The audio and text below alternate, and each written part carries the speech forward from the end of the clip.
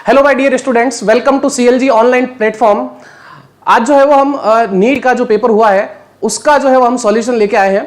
तो आज मैं जो है वो फिजिक्स का जो पेपर था उसका सॉल्यूशन करवाऊंगा।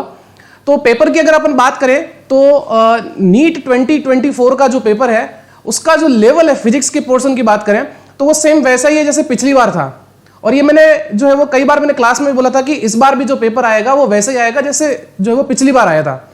तो कोई ज्यादा वेरिएशन नहीं है। सेक्शन बी में आपको पता है कि अच्छे क्वेश्चन होते हैं और सेक्शन ए में बात करें तो इजी क्वेश्चन थे, 2-4 क्वेश्चन जो है वो मॉडरेट क्वेश्चन थे, तो उनकी भी अपन बात करेंगे। तो चलिए आइए आज हम जो है वो पेपर को सॉल्व करते हैं। सबसे फर्स्ट क्वेश्चन ये मैं जो है वो T6 जो सीरीज है उसका जो है वो मैं ये पेपर लेके आया हूं। तो सीरीज जो T6 हुआ था उसका, ठीक है। तो क्वेश्चन जो है वो सफल कर रहे होंगे तो आपको ध्यान रखना है उसमें। तो जो आपका पेपर था वो जो है उसके हिसाब से आप अपने क्वेश्चन जो है वो चेक कर लीजिएगा। तो सबसे फर्स्ट क्वेश्चन है, in a uniform magnetic field, आपको मैग्नेटिक फील्ड दे रखा है यहां पर 0.049 और उसके बाद में आपको दे रखा है कि a magnetic needle performs 20 complete oscillation in 5 second. तो इसका मतलब यहां से हम जो है वो टाइम पीरियड निकाल लेंगे। t इक्वल टू कितना दिया है 5 सेकंड में कितना ऑसिलेशन कर रहा है वो 20 ऑसिलेशन जो है वो कंप्लीट कर रहा है। सो 5 डिवाइडेड बाय 20 यानी टाइम पीरियड हमारे पास में कितना आ जाएगा 1/4 सेकंड। इसके बाद में आगे दे रखा है आपको मोमेंट ऑफ इनर्शिया दे रखा है इसका 9.8 इंटू 10⁻⁻6 किलोग्राम जो मीटर स्क्वायर। और if the magnitude of magnetic moment of the needle, आपको मैग्नीट्यूड ऑफ मैग्नेटिक मोमेंट यानी कि आपको m की वैल्यू दे रखी है यहां पर, वो दे रखी है कितनी x into 10⁻⁻5 ampere into metre square, ये आपको दे रखा है। आपसे पूछा गया कि x की वैल्यू क्या है। तो आपको पता होगा जब भी हम जो है वो इस टाइप के क्वेश्चन जो करते हैं तो यहां पर आपके जो मैग्नेटिक नीडल का जो टाइम पीरियड है उसका फॉर्मूला क्या होता है, वो होता है t is equal to 2π root I upon mb। Clear है। अब आपको क्या करना है यहां पर जो स्क्वायर कर दीजिए। तो स्क्वायर करने पे देखो आपके पास में ये कितना हो जाएगा 1/16 हो जाएगा।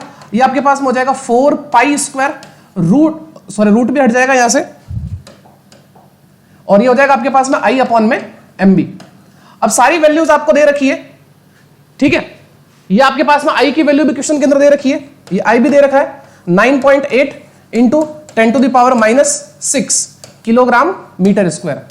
तो ये सारी वैल्यू आप यहां पर रखोगे तो आपके पास में यहां पर देखो ये वैल्यू हो जाएगी, एक बार लिख लेते हैं यहां पे वैल्यू 1/16 4π स्क्वायर मल्टीप्लाई I की value 9.8 into 10⁻⁻6 divided by m, और m की वैल्यू आपको दे रखी है x इंटू 10⁻⁻5 मल्टीप्लाई, और b आपको क्वेश्चन के अंदर दे रखा है 0.049। तो इसको सॉल्व करने पे ज्यादा बड़ी कैलकुलेशन है नहीं, आसानी से जो है इसका आंसर भी आ जाएगा। इसका आंसर आएगा आपके पास में जो है वो 1280 पाई स्क्वायर, ठीक है ना। यहां पे आपको पाई स्क्वायर दिख रहा है तो आंसर आपको जो है पाई में ही रखना है। तो पाई को हमें जो है चेंज करने की जरूरत नहीं है, ठीक है। तो इस तरीके से ये क्वेश्चन का आंसर जो है वो बी हो जाएगा यानी कि सेकंड हो जाएगा। नेक्स्ट हम जो है वो आगे बढ़ते हैं सेकंड क्वेश्चन के ऊपर। ये आपको देखो असर्शन और रीजन का क्वेश्चन है। एक तरीके से आपको असर्शन दिया कि the potential at any axial point at 2 metre are from the centre of dipole of the dipole moment p of magnitude. आपको डायपोल मोमेंट दे रखा है और जो पोटेंशियल दे रखा है कि इतना है। तो एक्सियल पॉइंट पे हमें पता है कि एक्सियल पॉइंट पे जो पोटेंशियल होता है ड्यू टू डायपोल वो होता है kp by r square cos theta, और थीटा कितना है 0। सो k की वैल्यू हमारे पास में 9 इंटू 10⁻9 और p की वैल्यू जो है वो आपको दे रखी है 4 into 10⁻6। So 4 into 10⁻6 divided by r square. r आपको दिया यहां पर कितना 2 मीटर, तो 2 का स्क्वायर हो जाएगा कितना 4 से 4 कैंसिल आउट हो जाएगा। यहां से कितना ये जो है वो 3 बचेगा, ठीक है ना। यहां से ये 3 बचेगा। सो 9 इंटू 10⁻, प्लस माइनस ले लो, 9 इंटू 10⁻3 वोल्ट। तो बिल्कुल सही असर्शन जो है वो बिल्कुल सही दिया है। नेक्स्ट आपको दिया है कि रीजन दिया है कि v is equal two plus minus 2 kp by r square. तो ये हो नहीं सकता, तो इसलिए हम यहां पे बोलेंगे कि a यानी कि असर्शन जो है वो आपके पास में सही है, लेकिन जो रीजन है इसका वो गलत दिया गया है। तो इसका आंसर जो है वो फर्स्ट ऑप्शन जो है वो इसका करेक्ट हो जाएगा, ठीक है। चलिए आगे नेक्स्ट क्वेश्चन पे बढ़ते हैं। Now match the column. ये क्वेश्चन जो है ना बड़े आसान होते हैं और इन क्वेश्चनों को मैं आपको बोलता हूं इनको तो छोड़ना ही नहीं चाहिए हमें, क्योंकि इससे आपको अगर एक भी अगर आपको हिंट मिल गया ना तो आपका आंसर करेक्ट होने के चांस जो है बहुत ज्यादा हो जाता है। तो चलिए आइए, आपको दे रखा है, देखो ये जो है वो मॉडर्न फिजिक्स का क्वेश्चन है, spectral lines of hydrogen for transition from N2 is equal to 3 to N1 is equal to 2, और आपको इस तरफ जो है वो वेवलेंथ दे रखी है। तो अब देखिए, हमें पता है कि जब हम वेवलेंथ की बात करते हैं तो यहां पर 1/r की वैल्यू आपको पता है कितनी होती है, 912 एंगस्ट्रॉम। ठीक है, अब इसको अगर अपन ट्रिक से करें तो देखिए, यहां से अगर आपके पास में 3 का स्क्वायर करेंगे तो कितना हो जाएगा 9, और 2 का स्क्वायर करेंगे कितना हो जाएगा 4, और ये आपके पास में 3 और 2 कितने 5, और मल्टीप्लाई इसको कर देंगे किससे 912 से। समझ में आ गई बात? तो इसको अगर अपन सॉल्व करते हैं तो देखिए आपके पास में कितना हो जाएगा ये 36, इसको लगभग अपन जो है वो 35 मान लेते हैं, लगभग कितना मान लेते हैं 35 मान लेते हैं। तो ये आपके पास में जो है वो 5 टाइम्स कैंसिल आउट हो जाएगा। अब 912 को आप जो है वो इससे मल्टीप्लाई कर लीजिए 5 से, यानी कि इसको जो है वो अपन इसको कितना होता है 36 होता है, 36 को अपन इसको ले लेते हैं कितना 35 ले लेते हैं, तो 5 से ये जो है वो 7 टाइम्स जो है वो कैंसिल आउट हो जाएगा। ठीक है, अब यहां से आपके पास में कितना हो जाएगा ये 7 2 जा 14, और ये 8 और कितना 63। तो ये आंसर आपके किस में आएगा, एंगस्ट्रॉम में आएगा। लेकिन आपको ये जो दे रखे हैं वो किसके अंदर दे रखे हैं, वो नैनोमीटर के अंदर दे रखे हैं। क्लियर है? तो नैनोमीटर में दे रखे तो हम क्या कर सकते हैं, यहां पर एक पॉइंट लगा लें 638.4 नैनोमीटर। तो इसके लगभग जो आंसर है वो कौन सा दे रखा है, ये दे रखा है देखो 656, क्योंकि हमने यहां पर जो है अप्रोक्सीमेशन लिया इसलिए, क्योंकि हमें तो जो है वो ऑप्शन पे जाना है। तो अगर हम देखें तो ए का कौन सा मिल गया हमें, जो थर्ड मिल गया। तो देख लीजिए ऑप्शन के अंदर कौन सा है हमारे पास में, ए का थर्ड, ये ए के ऑप्शन दे रखा है, तो इसलिए हमारा जो है वो ऑप्शन 4 जो है वो करेक्ट हो जाएगा। क्लियर है? तो आसान सा क्वेश्चन था ये भी। चलिए आगे बढ़ता है नेक्स्ट क्वेश्चन नंबर 4 की तरफ। क्वेश्चन नंबर 4 दे रखा है द मैक्सिमम एलोंगेशन, ये आपका जो है वो इलास्टिसिटी का क्वेश्चन है। The maximum elongation of steel wire of 1 metre length if the elastic limit of steel, और यंग्स मॉडुलस आपको दे रखा है। तो यंग्स मॉडुलस आपको पता है कि y इज इक्वल टू हमारे पास में होता है क्या, stress upon strain, stress upon strain.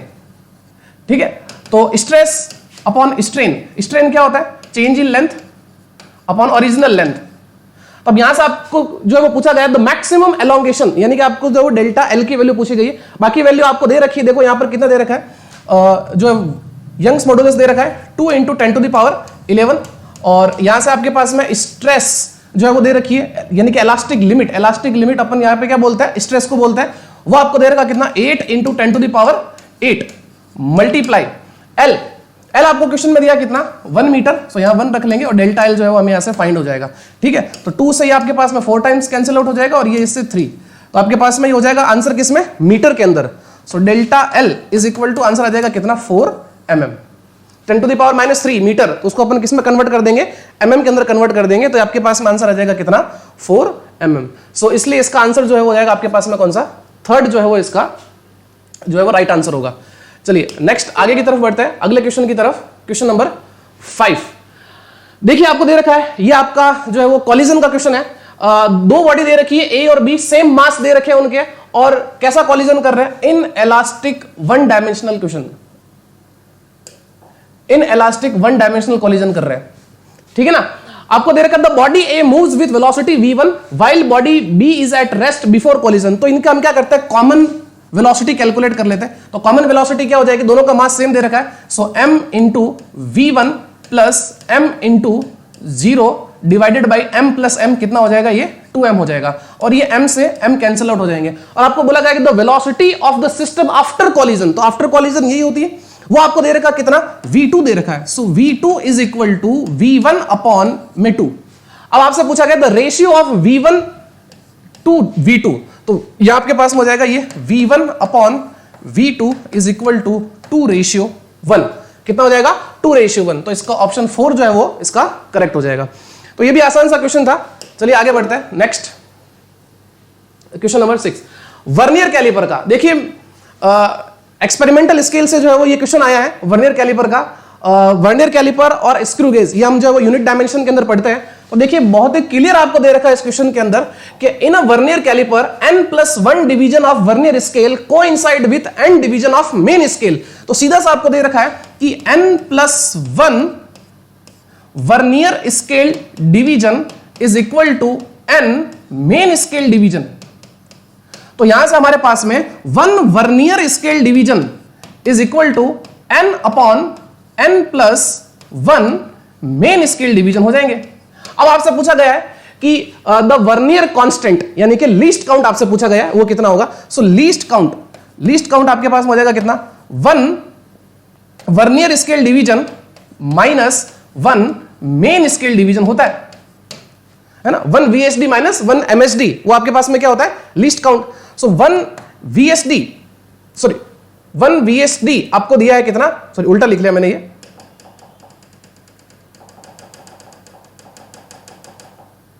हाँ 1 main scale division -1 vernier scale division.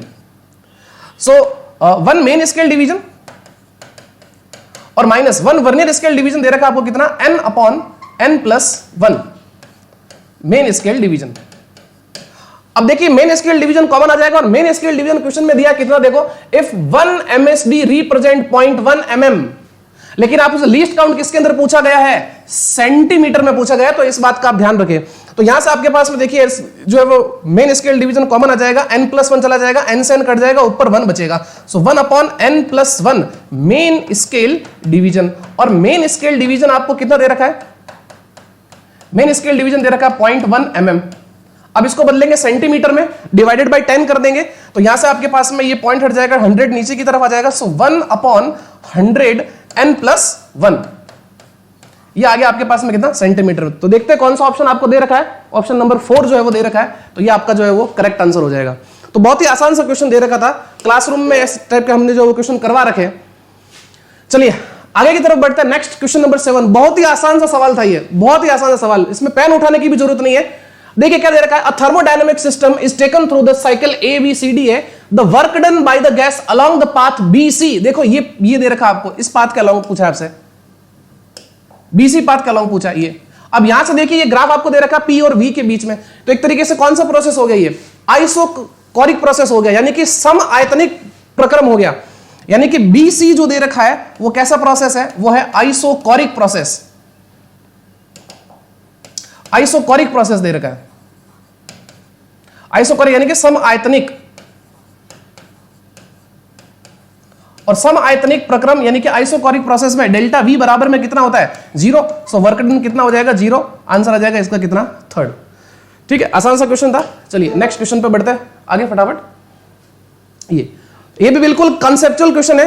देखिए ध्यान से क्या कह रहा है कि a wheel of bullock cart is rolling on a level road as shown in figure if its linear speed is v in the direction of shown, यानी कि इस तरफ से जो है वो आगे की तरफ बढ़ रहा है। और आपसे पूछा गया कि कौन सा ऑप्शन जो है वो करेक्ट होगा, P and Q are any highest and lowest point on the wheel respectively. तो देखिए जब ये रोलिंग कर रहा होता है तो सरफेस के रेस्पेक्ट में ये वाला जो पॉइंट होता है ये किस पे होता है, रेस्ट पे होता है, क्योंकि ये आगे की तरफ और पीछे की तरफ इस पे जो फोर्स लगता है वो क्या होता है, बराबर होता है। तो इसको अपन क्या मान सकते हैं, रेस्ट पे। और सेंटर ऑफ मास इसका देखो किस स्पीड से आ रहा है, v से जा रहा है, तो ऊपर वाला पॉइंट कितना हो जाएगा, 2v हो जाएगा। ऊपर वाला कितना हो जाएगा, 2v हो जाएगा। तो यहां देखिए आपके पास में ऑप्शन क्या दे रखा है, both points P and Q move with equal speed, तो ये हो ही नहीं सकता है आपके पास में। P पॉइंट हैज 0 स्पीड, ये भी गलत है। Now P moves slower then point Q, ये भी गलत। ऑप्शन 4 यानी कि P जो है वो Q के मुकाबले जो है वो थोड़ा तेजी से चलेगा, ये ध्यान रखना। तो ये भी बिल्कुल आसान सा क्वेश्चन था, कॉन्सेप्चुअल क्वेश्चन था। आगे बढ़ता है नेक्स्ट क्वेश्चन की तरफ, question number 9। A Bob is world, अब ये भी बहुत आसान सा क्वेश्चन दे रखा है आपको। देखो कि एक बॉब है, whirled in a horizontal plane by means of a string with an initial speed of omega. उसकी इनिशियल स्पीड जो है वो कितनी दे रखी है, ओमेगा दे रखी है। इसकी इनिशियल स्पीड जो है ओमेगा दे रखी है। द टेंशन इन स्ट्रिंग जो कितना दे रखा है आपको, जो T दे रखा है। तो हमें पता है कि T इज प्रोपोर्शनल टू किसके होता है, ओमेगा स्क्वायर के हो जाएगा यहाँ पे, ठीक है। और if speed becomes 2 omega, speed को कितना कर दिया, 2 ओमेगा कर दिया, तो जैसे ही आप यहाँ पे जो है वो 2 ओमेगा का स्क्वायर करोगे तो ये आपके पास में कितना हो जाएगा, 4 ओमेगा स्क्वायर हो जाएगा। यानी कि आपके पास में यहाँ से कितना हो जाएगा, ये 40 हो जाएगा। तो इसका आंसर हो जाएगा 4th। चलिए नेक्स्ट आगे बढ़ता है क्वेश्चन नंबर 10 पे। ये अच्छा क्वेश्चन था, ये अच्छा क्वेश्चन है, ध्यान रखना। देखिए इसको जो है अपन समझते हैं, ऑप्टिक्स का क्वेश्चन है। ध्यान से देखिए, रे यहां से लड़ने के बाद में यहां लड़के जो है वो ग्रेजिंग इमरजेंस हो गई, ठीक है ना। तो ऑब्वियसली बात है कि जब लाइट ग्रेजिंग इमर्सेंस की जब अपन बात करते हैं लाइट की, तो ये जो एंगल होता है वो कौन सा होता है, वो आपके पास में क्रिटिकल एंगल होता है, यानी कि थीटा सी जिसको अपन बोलते हैं। ये वाला एंगल कितना हो गया, थीटा सी हो गया। और ये एंगल जो है वो कितना, ये 90 डिग्री एंगल है। तो ये एंगल कितना हो जाएगा, ये वाला बताओ, ये वाला एंगल हो जाएगा कितना, 90 माइनस थीटा सी। कितना हो जाएगा, 90 माइनस थीटा सी। अब अपन क्या करते हैं, इस पॉइंट पर जो है वो स्नेल्स लॉ लगा लेते हैं। क्लियर है। तो अब देखो इस तरफ कुछ नहीं रहेगा, इसका मतलब अपन क्या मानेंगे, एयर। तो कितना हो जाएगा, 1 into sine 30, 1 into sine 30 is equal to, ये आपके पास हो जाएगा refractive index mu into sine 90 minus theta C, 90 minus theta C. So sine 30 कितना हो जाएगा, 1/2 is equal to mu multiply, ये हो जाएगा आपके पास में कॉस थीटा सी। क्लियर है। आगे बढ़ते हैं, म्यू इंटू कॉस थीटा सी को अपन क्या लिख सकते हैं, कॉस थीटा सी को क्या लिखा जा सकता है, √1 माइनस साइन स्क्वायर थीटा सी लिखा जा सकता है। क्लियर है। अब साइन थीटा सी, साइन सी का फॉर्मूला क्या होता है, साइन थीटा सी का फॉर्मूला क्या होता है, 1/म्यू। तो यहां पर आपके पास हो जाएगा ये म्यू मल्टीप्लाई में √1 माइनस 1/म्यू स्क्वायर। अब इस तरफ तो आपके पास में जो 1/2 चल ही रहा है, इस तरफ 1/2, सो ये हो जाएगा 1/2 is equal to mu multiply, इसका एलसीएम ले लेंगे तो नीचे जो है वो म्यू बच जाएगा, और ये हो जाएगा आपके पास में √म्यू स्क्वायर माइनस 1 में म्यू। तो ये म्यू से ये म्यू कैंसिल आउट हो जाएगा, स्क्वायर कर देंगे बोथ साइड, तो ये हो जाएगा आपके पास में 1/4 equal to mu square minus 1, इसको इस तरफ लेके आएंगे तो ये आपके पास में हो जाएगा 5/4। So mu square is equal to 5/4, और यहां से आपके पास में म्यू इक्वल टू आ जाएगा √5/2। तो इसका ऑप्शन जो है वो फोर्थ, ये जो है वो करेक्ट हो जाएगा। तो अच्छा सवाल था ये सेक्शन ए के अंदर, मेरे को जो है वो ये क्वेश्चन बहुत अच्छा लगा। ठीक है, आगे बढ़ते हैं नेक्स्ट क्वेश्चन पे। क्वेश्चन नंबर 10 जो था ये, नेक्स्ट है क्वेश्चन नंबर 11। ये भी आसान सा क्वेश्चन है, मैच द कॉलम वाला क्वेश्चन है। अब देखिए इसको अपन आसानी से कर लेंगे। देखो सबसे पहले अपन पकड़ते हैं किसको, फेरोमैग्नेटिक को, इसको पकड़ लो, फेरोमैग्नेटिक वाले को। फेरोमैग्नेटिक के लिए हमें पता है कि जो मैग्नेटिक ससेप्टेबिलिटी होती है वो 1 से बहुत ज्यादा होती है। तो बी का तो हो गया क्या, थर्ड। अब बी का थर्ड हो गया, देख लो ऑप्शन के अंदर, ये तो हो ही नहीं सकता और ये भी हो नहीं सकता। नेक्स्ट आगे बढ़ते हैं, अब आ जाता है अपन डायामैग्नेटिक। अब डायामैग्नेटिक हमें पता है कि वो 0 से 1 के बीच में होता है। तो ए का क्या मिल गया, सेकंड। अब ए का मिल गया अपने पास में सेकंड और बी का थर्ड, तो ऑप्शन नंबर जो है वो 3 जो है वो सही हो जाएगा, सेकंड जो है वो गलत हो जाएगा। तो बहुत ही आसान सा क्वेश्चन है। ठीक है, इसके लिए आपको मैं ये कहता हूं कि मैच द कॉलम वाले क्वेश्चन हमें छोड़ने ही चाहिए, क्योंकि इसमें अगर आपको एक हिंट मिल जाता है ना तो आपको आंसर तक पहुंचने में आपको ज्यादा टाइम नहीं लगता है। चलिए नेक्स्ट अगले क्वेश्चन पे चलते हैं। क्वेश्चन नंबर 12, ये भी बड़ा ही आसान सा क्वेश्चन था एसएचएम का। ठीक है, आपको देखो क्या दे रखा है, इफ एक्स यानी कि डिस्प्लेसमेंट आपको दे रखा है एक तरीके से 5 sin πt plus π/3 represent the motion of a particle executing SHM, the amplitude and time period. आपसे पूछा गया है एम्पलीट्यूड एंड टाइम पीरियड। अब ध्यान से देखिए, ये मीटर में दे रखा है और इसमें 2 ऑप्शन किसमें दे रखे हैं, सेंटीमीटर के अंदर दे रखे हैं। तो ये तो हमारे हो ही नहीं सकते, समझ में आई बात। अब इसका एम्पलीट्यूड अगर अपन इसको देखें, x is equal to a sin omega t plus 5 से, इससे अगर अपन देखते हैं तो ओमेगा तो मिल गया ना हमें, कितना, पाई। अब आपसे क्या पूछा गया, टाइम पीरियड पूछा गया। सो t इज इक्वल टू क्या होता है, 2π/ओमेगा। ठीक है, और यहां से आपके पास में 2π में पाई, पाई से पाई कैंसिल आउट हो गया। टाइम पीरियड कितना आ गया आपके पास में, 2 सेकंड। तो 5 मीटर और 2 सेकंड। आपको एम्पलीट्यूड दे रखा है, कितना है, 5। ठीक है, तो ये आसान सा क्वेश्चन था। चलिए नेक्स्ट आगे बढ़ता है। ये आपके जो है वो मॉडर्न फिजिक्स से सेमीकंडक्टर का क्वेश्चन था, और ये हम बहुत अच्छे से जानते हैं। देखो आपको क्या दे रखा है कि ए और बी स्टेटमेंट दे रखे हैं, आपको पूछा गया है कि कौन सा सही होगा या दोनों सही होंगे, कोई गलत होगा, ये तो उस पे आते हैं। सबसे पहले फर्स्ट अगर अपन ए की बात करें, ए की अपन बात करें तो दे रखा है for a solar cell the IV characteristic lies in the 4th quadrant. अगर आपको याद हो तो इसका जो ग्राफ होता है वो 4th क्वाड्रेंट के अंदर ही आता है। किसमें आता है, 4th क्वाड्रेंट में आता है। तो बिल्कुल सही है, ए जो है वो बिल्कुल सही है। अब बोला गया in a reverse bias PN junction diode the current measured in micro ampere, ये ठीक है। और इसके बाद में आगे बोला गया है due to majority charge carriers. ये मेजोरिटी चार्ज कैरियर्स नहीं होगा, यहां पर आंसर होगा क्या, माइनॉरिटी चार्ज कैरियर्स, क्योंकि रिवर्स बायस में जो करंट फ्लो होती है मेजर, वो किसकी वजह से होती है, वो माइनॉरिटी चार्ज कैरियर्स की वजह से होती है। ठीक है, तो इसका मतलब जो है वो बी जो है वो गलत है। तो कौन सा हो जाएगा, A is correct, B is incorrect. चलिए नेक्स्ट आगे बढ़ते हैं। ये बहुत ही आसान सा क्वेश्चन है, इसको मेरे को बताने की भी जरूरत नहीं, लेकिन फिर भी अपन पेपर सॉल्यूशन कर रहे हैं तो इसको देख लेते हैं। तो देखिए एक तरीके से ये जो वो बैलेंस्ड व्हीटस्टोन ब्रिज का क्वेश्चन है ना, व्हीटस्टोन ब्रिज का क्वेश्चन है। और तो यहां से आपके पास में इसको हटा दो, यहां पर इसका कोई मतलब नहीं है, ये हट जाएगा यहां से। तो ये दोनों किसके अंदर हो गए, सीरीज में हो गए। इनका कितना आ गया 1 माइक्रोफेरेड और इनका भी कितना आ गया 1 माइक्रोफेरेड। अब ये दोनों किसके अंदर हो गए, पैरेलल में, और पैरेलल में डायरेक्ट ऐड कर देंगे तो कितना आ जाएगा हमारे पास में आंसर 2 माइक्रोफेरेड आंसर आ जाएगा। ठीक है, तो आई होप आपका ये क्वेश्चन जो है वो राइट हुआ होगा। नेक्स्ट आगे बढ़ते हैं। इन आइडियल ट्रांसफॉर्मर, देखिए ट्रांसफॉर्मर के क्वेश्चन जो है वो सिर्फ एक ही इक्वेशन पर आता है और वो मैंने कई बार क्लास में बताया है। तो देखिए वो आप इस रिजल्ट को याद रखिए ट्रांसफॉर्मर के लिए, NP upon NS is equal to VP upon VS is equal to IS upon IP। Transformer के लगभग सारे क्वेश्चन जो है वो इसी से सॉल्व होते हैं। अब देखिए आपको क्वेश्चन में दे रखा है NP अपॉन NS 1:2 दे रखा है। ये कितना दे रखा है आपको, 1:2 दे रखा है। अब यहां पर जब रेशियो का क्वेश्चन आता है तब आपको बहुत ध्यान देना पड़ता है कि रेशियो आपको किसका किसके साथ में पूछा गया है, ये ध्यान रखना पड़ता है हमें। तो देखिए आपको पूछा गया कि VS रेशियो VP और हमारे पास में क्या है VP अपॉन VS, तो इसका मतलब इसका उल्टा हो जाएगा, यानी कि अगर अपन यहां पे बात करें VS अपॉन में VP, वो कितना हो जाएगा आपके पास में 2:1 हो जाएगा। तो हमारा आंसर हो जाएगा कौन सा, ऑप्शन नंबर 4। आगे बात समझ में, ठीक है। चलिए नेक्स्ट आगे बढ़ते हैं। ये आपके जो है वो सरफेस टेंशन का क्वेश्चन आया है, ठीक है ना, ये जो है वो सरफेस टेंशन से रिलेटेड क्वेश्चन है।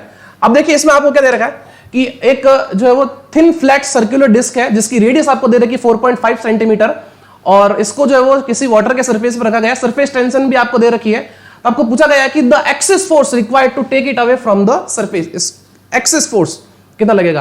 तो हमें पता है, सीधी सी बात है कि जो टेंशन फोर्स होता है वो कितना होता है, F अपॉन L होता है। यहां पर L की जगह हमारे पास में कितना दे रखा है, 2πr दे रखा है। सो F इज इक्वल टू कितना हो जाएगा 2πr मल्टीप्लाई में कितना F। सो 2π, अच्छा पाई को भी हमें क्या करना पड़ेगा, चेंज करना पड़ेगा। सो यहां से हम इसको रख सकते हैं कितना 3.14 मल्टीप्लाई r, रेडियस कितनी दे रखी है आपको 4.5 सेंटीमीटर। सो 4.5 सेंटीमीटर को चेंज कर लेंगे 10 की पावर कितना -2 मल्टीप्लाई, सॉरी यहां पर जो है वो ये t आएगा, हाँ, और टेंशन आपको दे रखी कितनी, इफ टेंशन ये 0.07 ये दे रखा आपको, ठीक है। 2πr की वैल्यू आपके पास में है 4.5 सेंटीमीटर, इसको मीटर में चेंज कर दिया क्योंकि न्यूटन में आंसर दे रहा है इसलिए 10 की पावर -2, और टेंशन फोर्स आपको दे रखी है कितनी 0.09, सॉरी सरफेस टेंशन आपको दिया 0.09 न्यूटन पर मीटर। अब इसको हमें क्या करना है, सॉल्व करना है, ठीक है। सॉल्व करने पे इसका जो लगभग आंसर आएगा वो, क्योंकि मिली न्यूटन में भी दे रखा है और न्यूटन में भी दे रखा है, तो इसको हमें सॉल्व करना ही पड़ेगा। तो इसका लगभग आंसर जो निकल के आता है वो आता है 9.8 मिली न्यूटन, ठीक है। तो इसका आंसर जो है वो थर्ड जो है वो बिल्कुल सही हो जाएगा। एक बार आप चेक भी कर लेना इसको, ठीक है। आगे बढ़ते हैं नेक्स्ट क्वेश्चन नंबर 17। बहुत ही आसान सा क्वेश्चन है ये भी, सीरीज और पैरेलल रेजिस्टेंस का क्वेश्चन है। देखिए बोला गया है कि एक वायर है जिसकी लेंथ L है, जिसका रेजिस्टेंस आपको दे रखा है 100 ohm, is divided into 10 equal parts, first 5 parts are connected in series. अच्छा, फर्स्ट 5 पार्ट सीरीज में कनेक्ट कर दिए,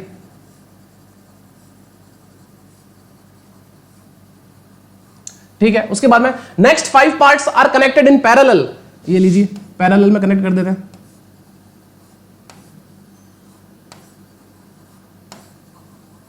ये ठीक है, in series. The two combination are again connected in series. अच्छा, इनको वापस से क्या किया गया है, सीरीज में कनेक्ट कर दिया इन सबको, ये लीजिए। तो सब आपके पास में कितना हो जाएगा, ये 10 हो जाएगा, ये भी 10 हो जाएगा, ये भी 10 हो जाएगा, ये भी 10 ओम और ये भी 10 ओम, ठीक है।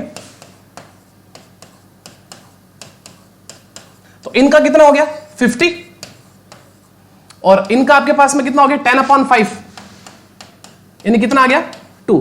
सो 2 और 50 आपके पास में टोटल कितना हो गया 52, तो इसका आंसर होगा क्या 52, यानी कि फोर्थ ऑप्शन। क्लियर है, आसान सा क्वेश्चन है। चलिए आगे बढ़ते हैं नेक्स्ट। ये भी बहुत ही सिंपल क्वेश्चन है, बोला गया है कि the quantity which have the same dimension as those of solid angle. अब सॉलिड एंगल जो हमें पता है कि वो क्या होता है, डायमेंशन लेस होता है, लेकिन यूनिट होती है इसकी क्या, स्टेरेडियन। तो अब देखिए डायमेंशन लेस सॉलिड एंगल,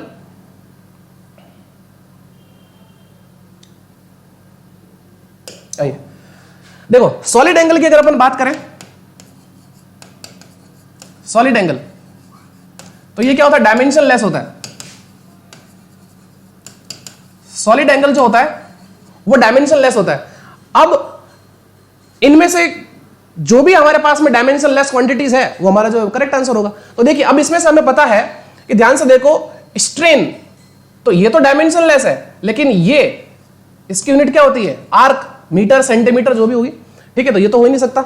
उसके बाद आपको दे रखा क्या, एंगुलर स्पीड, इसकी भी यूनिट होती है, स्ट्रेस ये भी इसकी भी यूनिट होती है, स्ट्रेन एंड एंगल बिल्कुल ये हो सकता है, और स्ट्रेस इसकी भी यूनिट होती है। तो हमारा ऑप्शन जो है वो कौन सा, थर्ड जो है वो करेक्ट हो जाएगा, ये दोनों जो है वो गलत हो जाएंगे।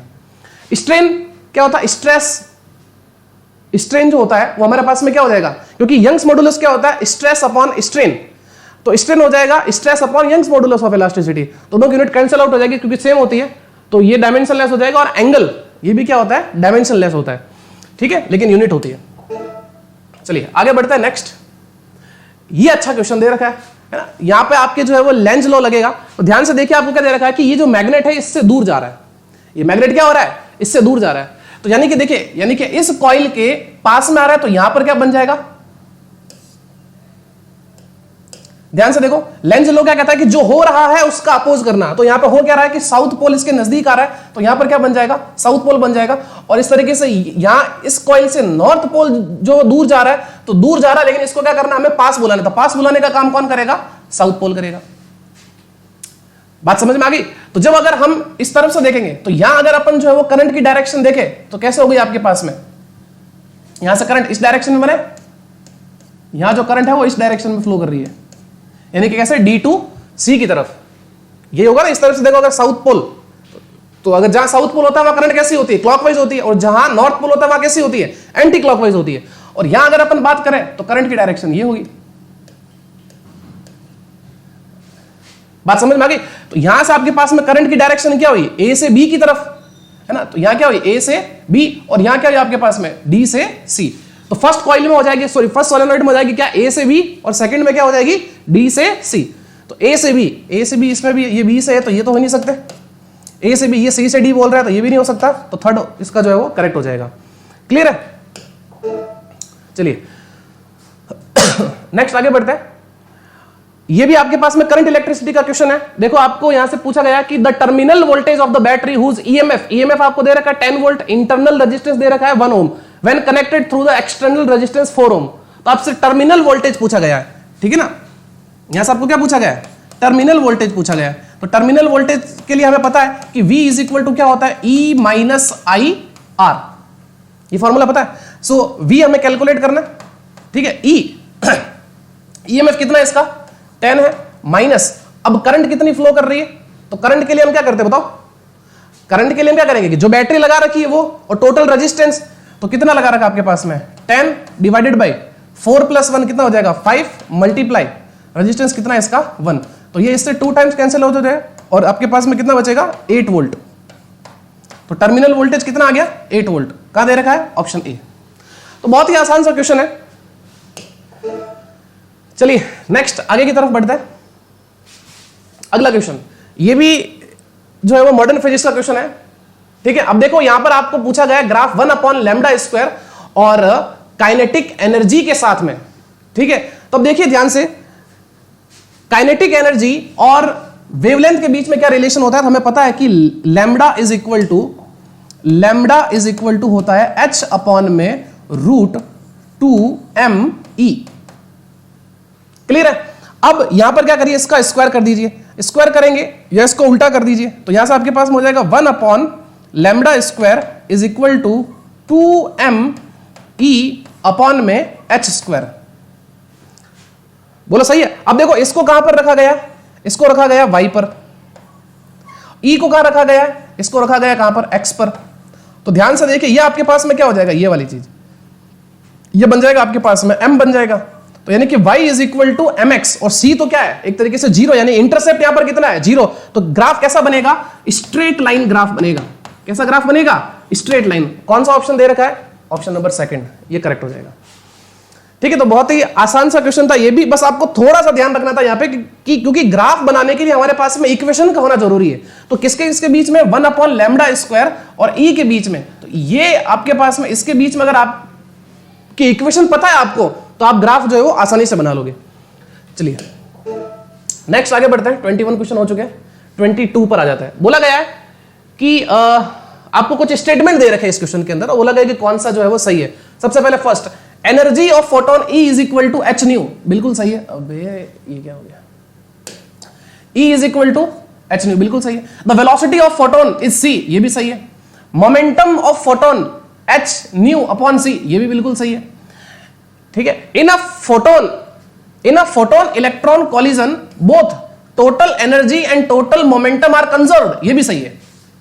ठीक है, अब बोला गया फोटोन पजेज पॉजिटिव चार्ज, ये गलत है। तो इसका मतलब A B C D ये सही है। तो A B C and D only, ये सही है। E जो है वो क्या हो जाएगा, गलत हो जाएगा, क्योंकि फोटोन जो है वो एक तरीके से न्यूट्रल माना जाता है इलेक्ट्रिकली। ठीक है, नेक्स्ट आगे बढ़ते हैं। क्वेश्चन नंबर 23, ये अल्फा बीटा और गामा डीके से रिलेटेड क्वेश्चन है। अब देखिए ध्यान से, जब अल्फा डीके होता है तो हमें पता है कि मास में 4 कम करना है, और एटॉमिक नंबर में, एटॉमिक मास नंबर में 4 कम करना है, और एटॉमिक नंबर में कितना, 2 कम करना है। तो यहां पर देखिए आपके पास में, यहां पर कितना हो जाएगा, 290 में से 286 हो जाएगा। अब आगे देखो कौन से बीटा डीके दे रखे, और बीटा डीके हमें पता है कि मास जो है वो चेंज नहीं होता है। तो यहां पर भी आपके पास में कितना आ जाएगा, 286 ही होगा। तो 286 इन दोनों में आ रहा है, तो ये तो दोनों तो हो ही नहीं सकते। ठीक है, अब उसके बाद में यहां पर ये कितना हो जाएगा, देखो ध्यान से, यहां से 2 कम कर दो, ये कितना हो गया, 80। E प्लस आ रहा है, 1 माइनस कर दो, 79। फिर एक और क्या करो आप, यहां से जो है वो माइनस कर दो, सॉरी बीटा माइनस है, 1 प्लस कर दो, कितना हो जाएगा, 80। और फिर आपके पास में E माइनस है, तो 1 और प्लस कर दो, कितना हो जाएगा, 81।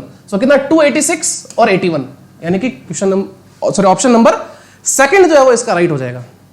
ठीक है ना, क्योंकि बीटा डीके के अंदर क्या होता है, एटॉमिक मास नंबर चेंज नहीं होता है, एटॉमिक नंबर चेंज होता है। तो अगर बीटा प्लस हो रहा है तो हम एक एटॉमिक नंबर में से कम कर देते हैं, और बीटा माइनस हो रहा है तो हम एटॉमिक नंबर में क्या करते हैं, 1 जोड़ देते हैं। तो वही चीज की है। और अल्फा में हमने क्या किया, 2 माइनस कर दिया, और यहां पर हमने देखो E प्लस था तो 1 माइनस कर दिया, बीटा माइनस था तो 1 जो इसमें क्या कर दिया, ऐड कर दिया, और वापस जो बीटा माइनस एक तरीके से E माइनस है, तो वही बीटा माइनस ही है। तो यहां पर 81 हो गया। ठीक है, तो ये भी क्वेश्चन हमारा जो है वो इस हो गया। ठीक है, नेक्स्ट आगे बढ़ते हैं।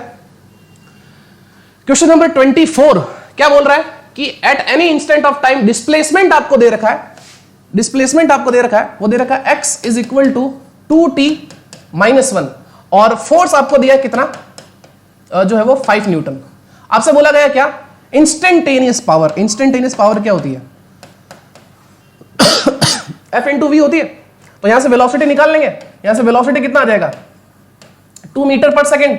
यहां रख लो वैल्यू, 5 मल्टीप्लाई 2 कितना आ गया आपके पास में, 10। तो आपके पास में आंसर हो जाएगा ऐसा यूनिट 10। ठीक है, चलिए नेक्स्ट आगे बढ़ते हैं। क्वेश्चन नंबर 25, ये रोटेशनल का क्वेश्चन है, मोमेंट ऑफ इनर्शिया से रिलेटेड। आपको दे रखा है the moment of inertia of a thin rod about an axis passing through its mid point and perpendicular to the rod. Moment of inertia आपको दे रखा है। ठीक है, अगर आपको मोमेंट ऑफ इनर्शिया दिया है और आपकी लेंथ भी दे रखी है, तो आपसे पूछा गया है कि जो है वो लेंथ की वैल्यू क्या है ना, the length of 400 gram rod, length पूछा गया है। तो हमें पता है कि ये हमारे पास में रॉड है। ठीक है, ये अगर आपके पास में ये रॉड है और मिड पॉइंट से अगर कोई एक्सिस पास कर रही है, तो यहां से आपके पास में मोमेंट ऑफ इनर्शिया क्या होता है, I is equal to ml² by 12। कितना होता है, ml² by 12। Moment of inertia आपको दिया कितना, 2400 ग्राम में दे रखा है, इधर भी ग्राम में, तो कोई दिक्कत वाली बात नहीं है। मास आपको दे रखा 400, ठीक है, L² डिवाइडेड बाई 12। तो ये आपके पास में जो है वो 6 टाइम कैंसिल आउट हो जाएगा, और L² इज इक्वल टू कितना, 72। तो L जो नियरली अबाउट आएगा, ध्यान से देखो, अब आपके पास में ऑप्शन पाइए, तो ऑप्शन जो है वो काफी दूर दूर दे रखे हैं। तो अब हमें पता है कि 8 का स्क्वायर 64 होता है और 9 का स्क्वायर जो 81 होता है, तो आंसर 8 और 9 के बीच में ही आना है। तो इसका आंसर कौन सा हो जाएगा? थर्ड हो जाएगा, यानी कि 8.5 सेंटीमीटर। क्लियर है? चलिए नेक्स्ट आगे बढ़ते हैं। Question number 26। अब देखो ध्यान से, ये अच्छा क्वेश्चन है और कॉन्सेप्चुअल क्वेश्चन है। देखो, if the monochromatic source, monochromatic यानी कि मतलब एक ही कलर की लाइट है, in Young double slit experiment is replaced by white light. White light, अब व्हाइट लाइट आ गई तो व्हाइट लाइट में हम अपन बात करते हैं तो वो हो जाता है क्या? विबग्योर। व्हाइट लाइट की अगर अपन बात करें तो किसकी बात करते हैं? विबग्योर। और विबग्योर की अगर अपन बात करते हैं तो लैम्बडा क्या हो जाएगा? डिफरेंट हो जाएगा। लैम्बडा क्या हो जाएगा? डिफरेंट हो जाएगा। तो अब अपन जो है वो ऑप्शन पढ़ते हैं, इसमें क्या दे रखा है, ठीक है। There will be a central bright white fringe surrounded by a few coloured fringe. ये बिल्कुल सही है, लेकिन अपन जो है वो दूसरा ऑप्शन भी पढ़ देते हैं कि all bright fringe will be of equal width. बोला गया कि सभी जो फ्रिंजेस है वो इक्वल विड्थ की होती है। तो हम सबसे पहले ये देखते हैं कि जो बीटा होता है, फ्रिंज विड्थ होती है, वो होती है लैम्बडा डी बाई डी। तो ऑब्वियसली बात है कि सबके लिए जो है वो लैम्बडा डिफरेंट होगा, तो बीटा भी क्या होगा? ये भी डिफरेंट होगा। डी और डी सेम होने की वजह से कोई दिक्कत नहीं है, लेकिन ये इस पे डिपेंड कर रहा है, तो इसका मतलब ये ऑप्शन तो हो ही नहीं सकता। इंटरफेरेंस पैटर्न विल डिसअपीयर, ये भी नहीं है, हो नहीं सकता। There will be a central dark fringes, central पे डार्क फ्रिंज नहीं ब्राइट फ्रिंज ही बनती है, तो ये भी नहीं हो सकता। इसका मतलब ऑप्शन ए जो है वो हमारा क्या होगा? करेक्ट होगा। चलिए आगे बढ़ते हैं। Next question number 27। ये बहुत ही अच्छा सवाल है और आसान सा क्वेश्चन है। ये क्या बोला गया? Thin spherical shell is charged by some source, the potential difference between 2 point C and B, यानी कि इन दोनों के बीच में पोटेंशियल डिफरेंस क्या होगा?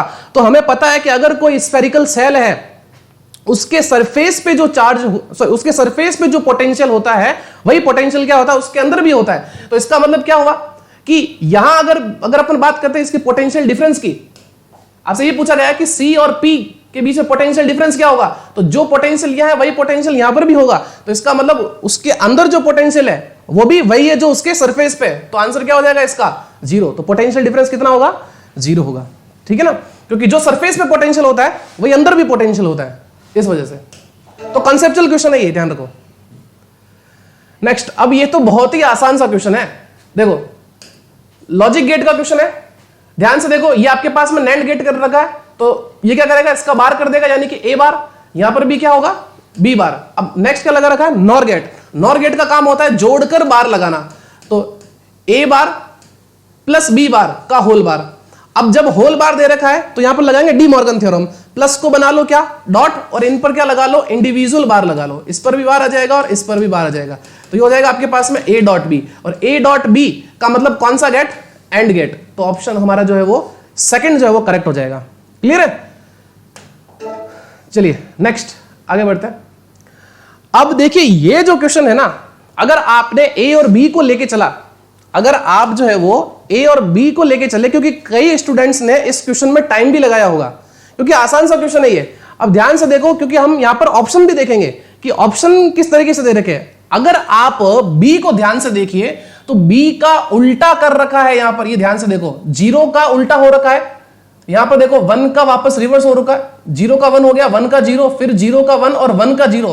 तो एक्चुअली में है क्या ये है क्या? ये B का रिवर्स ही तो हो रहा है, यानी कि B बार इसका आंसर होगा, यानी कि ऑप्शन ए जो है वो इसका करेक्ट होगा। चलिए नेक्स्ट आगे बढ़ते हैं। नेक्स्ट आपके पास में question, a tightly wound 100 turns coil of radius 10 centimetre carries a current of 7 ampere, the magnitude of the magnetic field at the centre of the coil. आपसे मैग्नीट्यूड पूछा गया मैग्नेटिक फील्ड का किसी कॉइल के। तो हमें पता है कि जब भी कोई सर्कुलर कॉइल होती है, उसके सेंटर पे जो मैग्नेटिक फील्ड का फॉर्मूला होता है वो होता है B is equal to mu not I upon 2R। अब ये एक टर्न के लिए हमारे पास में अगर n टर्न्स दे रखे हैं तो हम इसको क्या करेंगे? n से मल्टीप्लाई कर लेंगे। अब आपको कितने टर्न दिए? 100 टर्न दिए, तो यहां पर हम रख लेंगे कितना? 100 मल्टीप्लाई, ये आपके पास में कितना? 4 पाई, क्योंकि पाई में आंसर नहीं दिया तो इसलिए अपन इसको चेंज कर देंगे। कितना हो जाएगा? 22/7 मल्टीप्लाई, ये दे रखे आपके वैल्यू 10 की पावर -7। करंट भी आपको दे रखा क्वेश्चन के अंदर कितना चल रहा है? 7 एम्पियर का करंट इसके अंदर चल रहा है। रेडियस आपको दे रखी है क्वेश्चन के अंदर कितना? 10 सेंटीमीटर, तो उसको भी चेंज कर देंगे 10 × 10⁻²। तो सारी वैल्यू आपको दे रहा है। अच्छा, यहाँ पे एक 2 भी था, उस 2 को भी अपन लिख लेते हैं यहाँ पे, ये 2। ठीक है, अब इसको सॉल्व कर लेते हैं। देख लो, ये बहुत ही आसान सी कैलकुलेशन है इसके अंदर। ये 7 से ये 7 कैंसिल आउट हो जाएगा, और यहां से अपन देखें 2 से ये 2 टाइम्स कैंसिल आउट हो जाएगा। यहां आपके पास में ये 10 की पावर, ये एक हिस्सा कैंसिल कर लो, तो यहां से आपके पास में ये 10, ये हो गया कितना 44 इंटू ये 10 की पावर -6, और ऊपर चला जाएगा प्लस का हो जाएगा, यानी 10 की पावर -4 टेस्ला। यानी इसको अपन लिख सकते हैं 4.4 into 10 to the power -3 tesla. तो यानी कि आंसर आ जाएगा 4.4 मिली टेस्ला। ये इसका आंसर होगा 4.4। तो 4.4 मिली टेस्ला, ऑप्शन ए जो है वो इसका करेक्ट आंसर है। ठीक है, चलिए आगे बढ़ता है। Next question number 31। Question number 31 gravitation का क्वेश्चन है। The mass of a planet is 1/10 that mass of earth and its diameter is half that of earth. Diameter half हो गया तो रेडियस भी हाफ हो जाएगी। तो द मास ऑफ प्लैनेट कितना बोला गया, 1/10। देखिए हमें पता है कि जो एक्सेलरेशन होता है ड्यू टू ग्रेविटी, वो g इज इक्वल टू क्या होता है, gm/r²। तो g का तो कोई रोल ही नहीं, कैपिटल g का। यहां पर आपके पास में क्या हो जाएगा, m/r²। तो m को कितना कर दिया, 110 कर दिया, यानी कि ये आपके पास में हो जाएगा 1/10। और रेडियस को कितना कर दिया, डायमीटर को हाफ कर दिया, तो रेडियस भी कितनी हो जाएगी, हाफ हो जाएगी, यानी आपके पास में हो जाएगा कितना 1/4, यानी कि ये हो जाएगा कितना 2/5 और मल्टीप्लाई GE, वो कितना होता है, ये होता है 9.8। तो कितना हो गया ये 19.6 और डिवाइडेड बाय 5। तो ये आपके पास में देख लो 3, कौन सा ऑप्शन दिख रहा है, बाकी तो 5 3 15, ऑप्शन नंबर सेकंड 3.92 इसका जो है वो करेक्ट आंसर होगा। ठीक है, चलिए आगे बढ़ते हैं। नेक्स्ट क्वेश्चन नंबर 32 बोला गया कि एक पार्टिकल जो है वो मूव कर रहा है यूनिफॉर्म स्पीड से इन अ सर्कुलर पाथ। तो कौन सा ऑप्शन, देखिए ध्यान से, बहुत ही आसान सा क्वेश्चन है ये। कंसेप्ट आपको पता होगा तो आप इजीली 1 सेकंड में आप इसको कर लोगे। अगर कोई पार्टिकल मूव कर रहा है तो इसकी वेलोसिटी की डायरेक्शन क्या होगी, हर पॉइंट पे जो है वो चेंज होगी। तो एक्सेलरेशन भी इस डायरेक्शन में होगा। ये वेलोसिटी है, ये वेलोसिटी है, ये एक्सेलरेशन है, ये एक्सेलरेशन है। पार्टिकल अगर यहां पहुंचेगा तो इसकी वेलोसिटी इस डायरेक्शन में होगी, तो एक्सेलरेशन इस डायरेक्शन में होगा। तो यानी कि एक्सेलरेशन भी चेंज हो रहा है और वेलोसिटी भी जो है वो चेंज हो रही है। Constant velocity but varying acceleration, ये नहीं हो सकता। ठीक है, ये नहीं हो सकता। वेरिंग वेलोसिटी वेरिंग एक्सेलरेशन, ये सही है। कांस्टेंट वेलोसिटी नहीं हो सकती और कांस्टेंट एक्सेलरेशन भी नहीं हो सकता। ठीक है, क्योंकि वेलोसिटी और एक्सेलरेशन दोनों ही क्या है, वेक्टर क्वांटिटी है। वेक्टर है तो इसका मतलब उनकी डायरेक्शन क्या होगी, चेंज होगी। चलिए नेक्स्ट, ये भी बहुत ही आसान सा क्वेश्चन है। देखिए आपके पास में 2 ब्लॉक दे रखे हैं, एक 2 kg का 3 kg का, और फोर्स लग रहा है 100 न्यूटन का। तो इसका जो है वो एक्सेलरेशन निकाल लेते हैं इनका। तो एक्सेलरेशन क्या हो जाएगा, वही total force upon total mass. Total force कितना दे रखा है 10 एंड टोटल मास कितना हो गया आपके पास में 5। तो 5 2 जा 10। तो एक्सेलरेशन आ गया इसका कितना, 2 मीटर पर सेकंड स्क्वायर एक्सेलरेशन आ चुका है। अब बोला गया क्या आपसे कि the block slide over a frictionless surface, friction दिया ही नहीं है। So the force exerted by block A on B, यानी कितना फोर्स इस पर लग रहा है। तो ऑब्वियसली बात है यहां पर इन दोनों के बीच में क्या लग रही होगी, नॉर्मल रिएक्शन लग रही होगी। और बहुत ही क्लियर है, हमें यहां पर जो है वो इक्वेशन बनाने की जरूरत नहीं है, क्योंकि इस पर जो है वो सिर्फ और सिर्फ यही फोर्स लग रहा, ये ब्लॉक ही फोर्स लगा रहा है, तो दूसरा कोई फोर्स लगेगा नहीं। तो सीधा आप लिख सकते हैं यहां पर normal force N is equal to, ठीक है। तो यहां पर आपके पास में इस तरफ ये ब्लॉक कितना है, 3 kg का है। क्या एक्सेलरेशन बन रहा है इसकी वजह से 2, तो कितना हो जाएगा 6 न्यूटन। कौन सा है, ऑप्शन फर्स्ट, ये इसका करेक्ट हो जाएगा। चलिए नेक्स्ट क्वेश्चन नंबर 34, ये भी अच्छा क्वेश्चन है। बोला गया कि unpolarised light strike a glass surface Brewster angle. Brewster angle, अब देखो आपको पता होना चाहिए ब्रूस्टर एंगल पे क्या होता है कि जब भी कोई लाइट किसी एंगल पर इस तरीके से टकराए कि वो क्या हो जाए, रिफ्लेक्टेड। ये आपके पास में कौन सी, रिफ्लेक्टेड, ये रिफ्लेक्टेड रे, और ये हो गई हमारे पास में कौन सी, रिफ्रैक्टेड रे। ये हो गई रिफ्रैक्टेड रे। ठीक है, तो जब हम पोलराइजेशन की बात करते हैं ना, तो ये आपके पास में इंसिडेंट रे। तो जब अपन पोलराइजेशन की बात करते हैं तो जो रिफ्लेक्टेड लाइट होती है वो कंप्लीटली पोलराइज होती है, और जो रिफ्रैक्टेड लाइट होती है वो पार्शियली पोलराइज होती है। किस पे? एट ब्रूस्टर एंगल पे। जब लाइट ब्रूस्टर एंगल पे आती है, एंगल ऑफ पोलराइजेशन जिसको अपन बोलते हैं, तो जो रिफ्लेक्टेड लाइट है वो कंप्लीटली पोलराइज हो जाती है, और ये जो है वो क्या हो जाती है? पार्शियली। ये तो हो जाती है कंप्लीटली,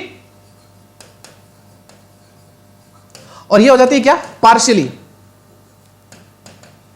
तो अब देख लीजिए, ऑप्शन चेक कर लेते हैं अपन क्या है।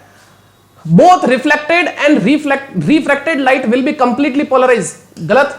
The reflected light will be completely polarise but refracted light will be partially polarise. बिल्कुल ये सही है।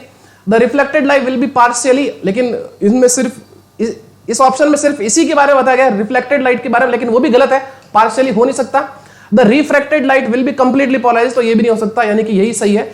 रिफ्लेक्टेड लाइट कंप्लीटली पोलराइज और रिफ्रैक्टेड लाइट जो है वो पार्शियली पोलराइज होती है। ठीक है,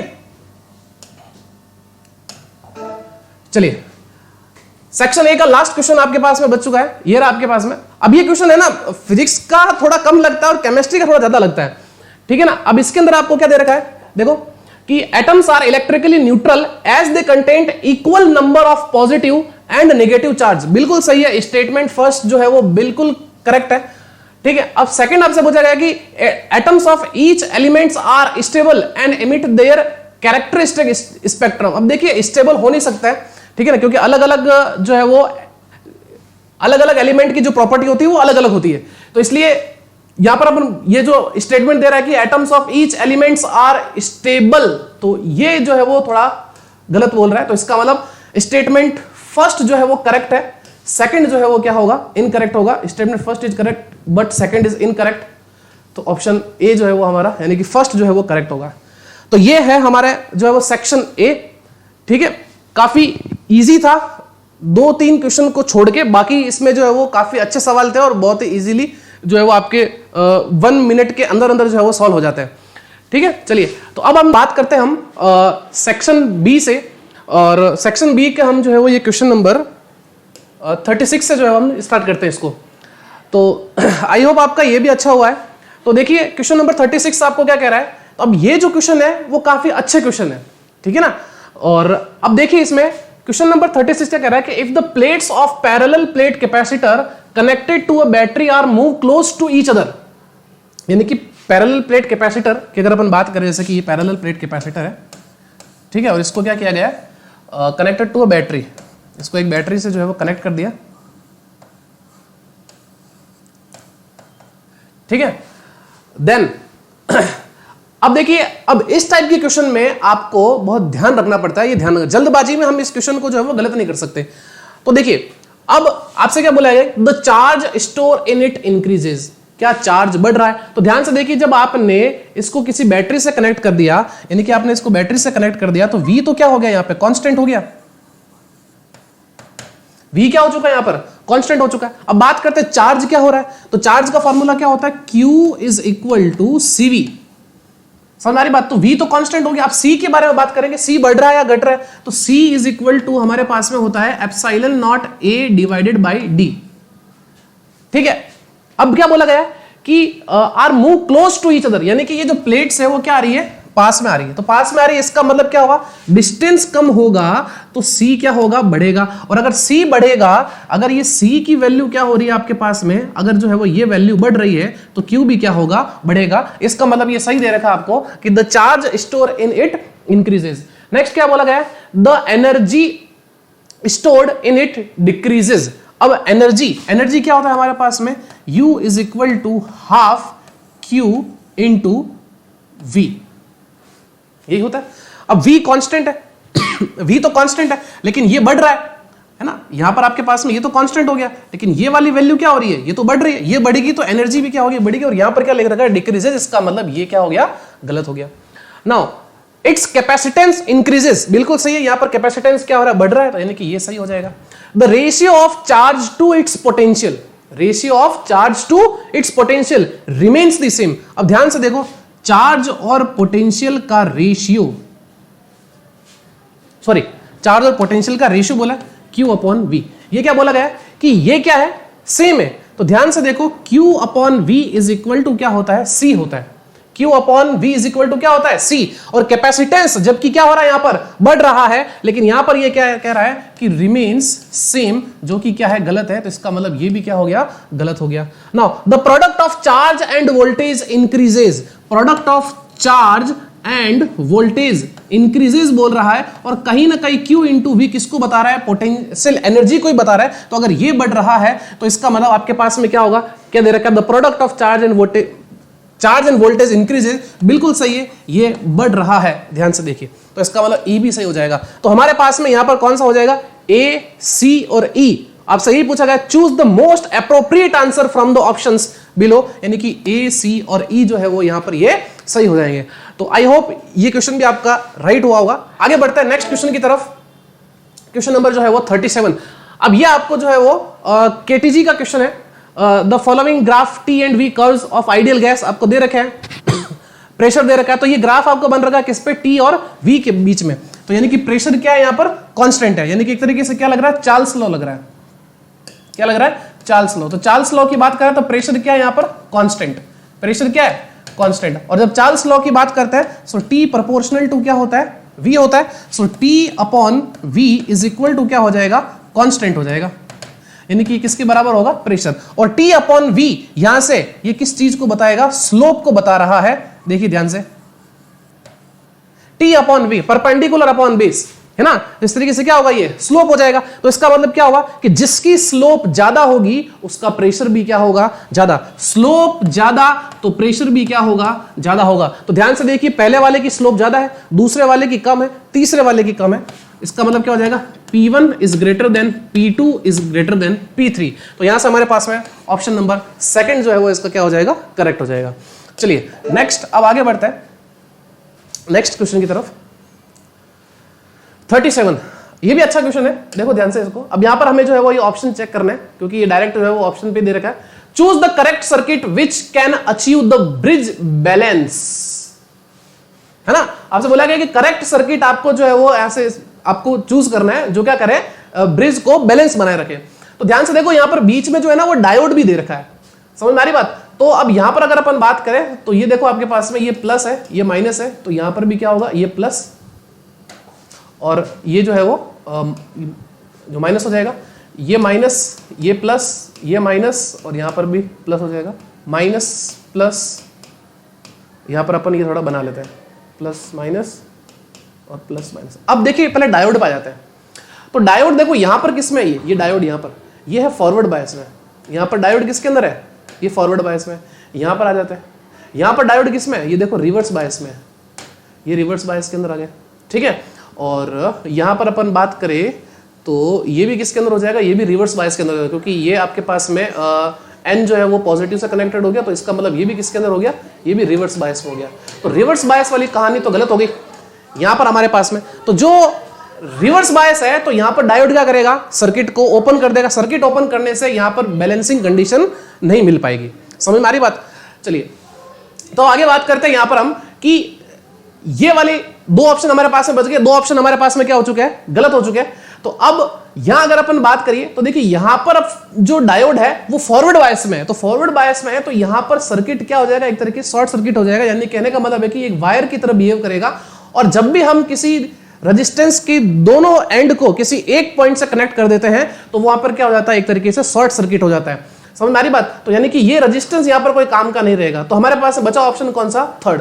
तो इसका मतलब इसका ऑप्शन जो है वो थर्ड जो है वो बिल्कुल करेक्ट होगा, क्योंकि यहां पर डायोड ये वाला भी किसके अंदर है, फॉरवर्ड बायस में। तो यहीं से हमारे पास में क्या बन जाएगी, बैलेंसिंग कंडीशन बन जाएगी, क्योंकि इसका रेशियो कितना हो जाएगा, 1:1 हो जाएगा, और यहां पर भी हमें क्या करना पड़ेगा, 1:1 बना सकते हैं। समझ में आई बात। तो चलिए आगे बढ़ते हैं नेक्स्ट क्वेश्चन की तरफ। क्वेश्चन नंबर जो है वो 39। बोला गया है कि a sheet is placed in on a horizontal surface in front of a strong magnetic pole, a force is needed to। आपके ऑप्शन दे रहे क्या, hold the seat there if it is magnetic, hold the seat if it is non-magnetic, or move the sheet away from the pole with uniform velocity if it is conducting, और उसके बाद में आगे दे रखा non conducting and non polar. I think इसका ये बोल रहा है आपको कि अगर हम किसी भी मैग्नेटिक पोल को, ठीक है ना, किसी ये चीज दे रखी, seat is placed on horizontal surface, एक सीट को रखा गया हॉरिजॉन्टल सरफेस पे, और एक स्ट्रॉन्ग मैग्नेटिक पोल को जो है वो उसके जो है वो पास में रखा गया, यानी कि a sheet is placed on horizontal surface in front of a strong magnetic pole. Strong magnetic pole के पास में जो है एक हॉरिजॉन्टल सीट रखा गया। A force is needed to, कितना फोर्स जो है वो आपको पास में रिक्वायर्ड होगी, तो बोला गया कि वो जो फोर्स है होल्ड करे शीट को if it is a magnetic. ये बिल्कुल सही है ऑप्शन इसका, यानी कि डायरेक्ट एनसीईआरटी के रिगार्डिंग है और बिल्कुल इसमें आपको डायरेक्ट आंसर मिल रहा है, यानी कि ऑप्शन ए, मतलब इसका जो ए पॉइंट है वो बिल्कुल सही है। ऑप्शन सी की बात करें, सॉरी ऑप्शन बी की बात करें, hold the sheet if there is non magnetic, तो ये गलत है। और move the sheet away, move the sheet away from, इसका आई थिंक यही होना चाहिए, move the sheet away from the pole with uniform velocity. I think इसका सी करेक्ट होना चाहिए, क्योंकि डी में बोल रहा है non conducting and non polar, तो डी भी इसका गलत होगा आई थिंक। और बचा आपके पास में सी, यानी कि move the sheet away from the pole with uniform velocity if it is conducting, बिल्कुल सही है, क्योंकि आपको यहां पर जो दिया ना वो क्या दिया, स्ट्रॉन्ग मैग्नेटिक पोल दिया है। तो इस हिसाब से हमारा ए और सी जो है वो करेक्ट होगा। तो आपको दे रखे हैं कहां पे, ऑप्शन 4, ए और सी जो है वो इसका करेक्ट होगा। ठीक है, नेक्स्ट आगे बढ़ते हैं, क्वेश्चन नंबर 40। आपको दे रखा है कि a parallel plate capacitor is charged by conducting it to a battery through resistor. ठीक है, if I is the current in the circuit then in the gap between the plates. देखिए ध्यान से, ये क्वेश्चन बड़ा अच्छा क्वेश्चन है, जो डिस्प्लेसमेंट करंट का क्वेश्चन है। ये आपको एक कैपेसिटर दे रखा है और यहां पर एक रजिस्टर दिया है और इसको जो है वो बैटरी से चार्ज किया जा रहा है।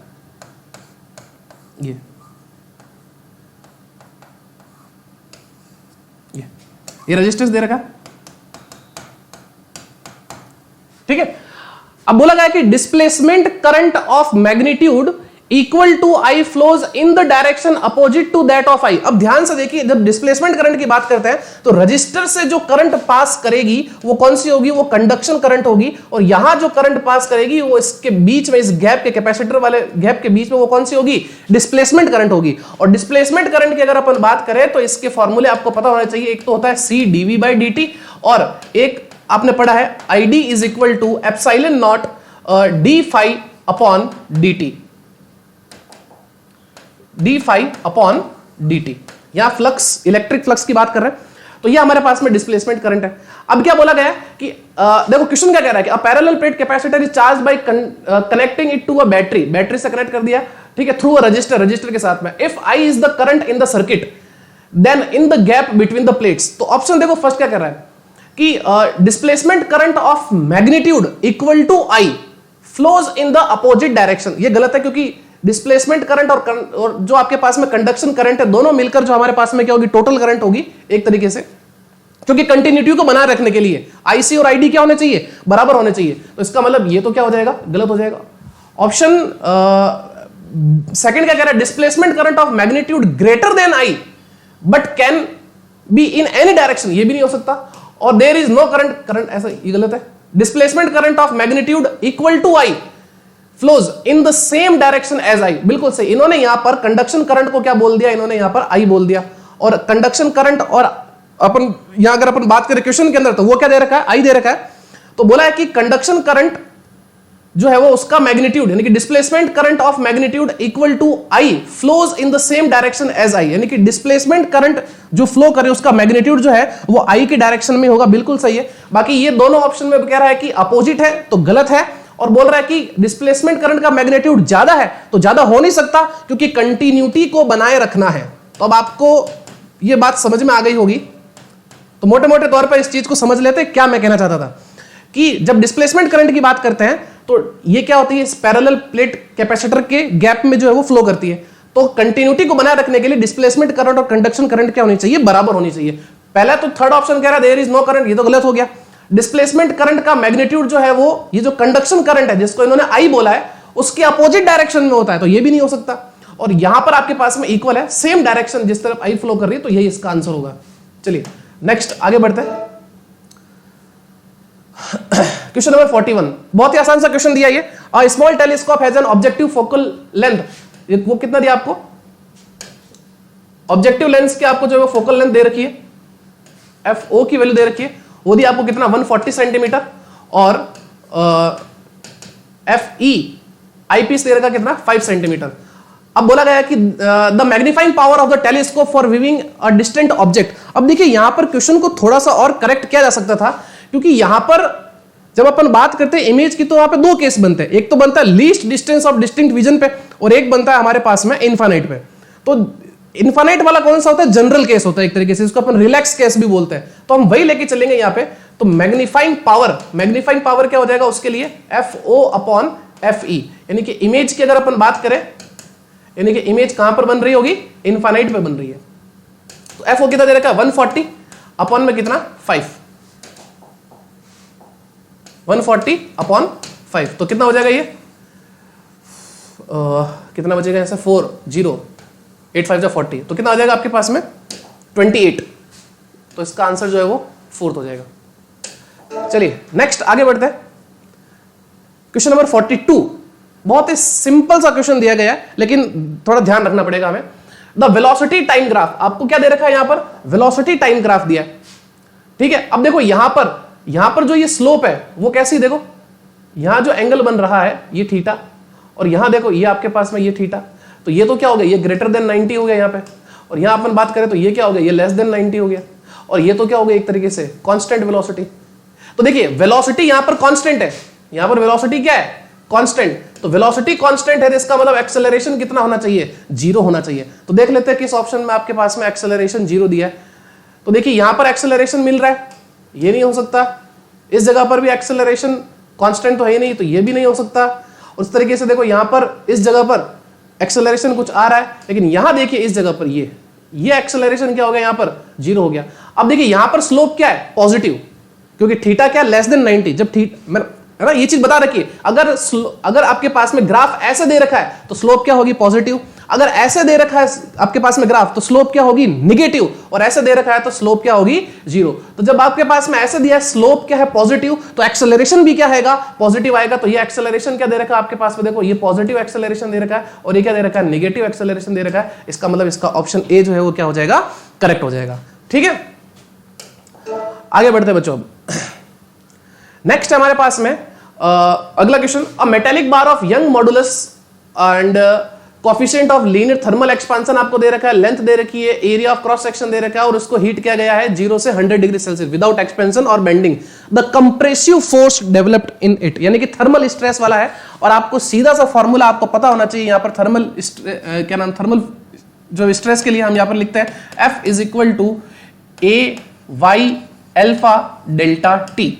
सब वैल्यू आपको क्वेश्चन के अंदर दे रखी है। देखो एरिया क्वेश्चन के अंदर आपको दे रखा है, कहां गया, एरिया ऑफ क्रॉस सेक्शन 10 की power -3, so 10 to the power -3। Young's modulus आपको दे रखा है कितना, 0.5 इंटू 10 की पावर 11, तो मैं इसको लिख लेता हूं 5 into 10 to the power 10 multiply alpha भी क्वेश्चन में दिया आपको कितना, 10 to the power -5 multiply delta t, वो कितना हो जाएगा 100। अब इसको करना कुछ नहीं है, बेसिक जो है इसको सॉल्व करना है। तो देखो 5, ये कितना हो जाएगा 10, और ये कितना 12, और ये 8, तो 12 में से 8 माइनस हो जाएगा, तो 10 टू द पावर कितना हो जाएगा 4 हो जाएगा न्यूटन।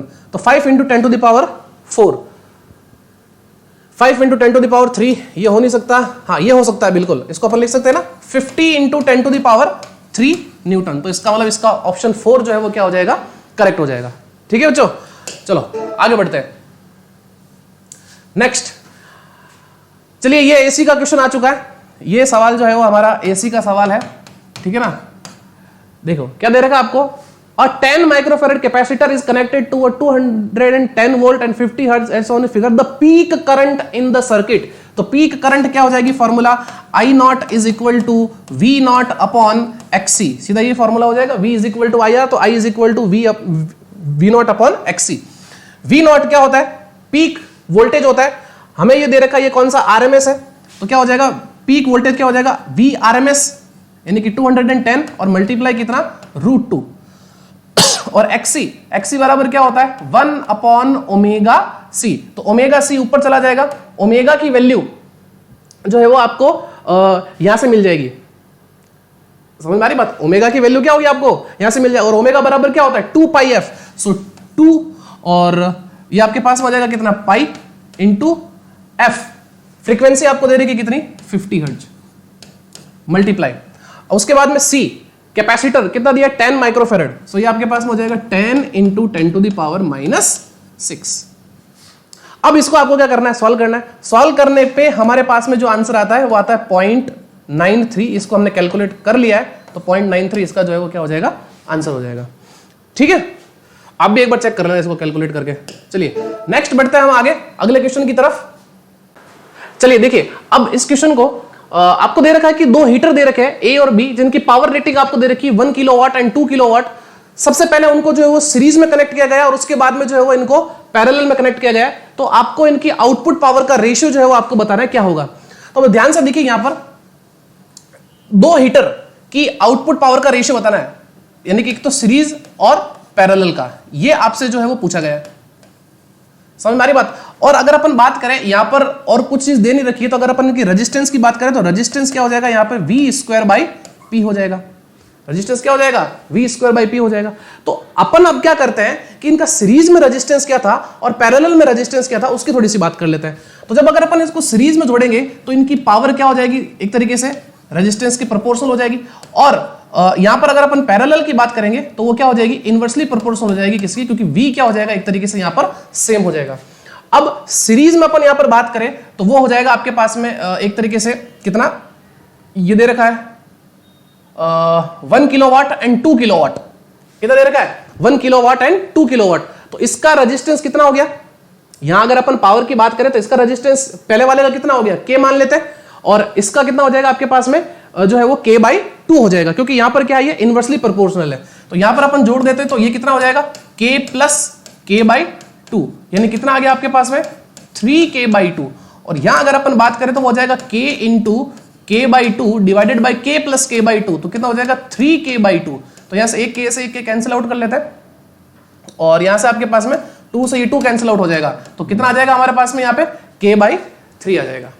ठीक है, अब आपको जो है वो यहां से सीरीज और पैरेलल की बात कर लेते हैं। तो सीरीज और पैरेलल के लिए फॉर्मूला क्या होता है V²/R।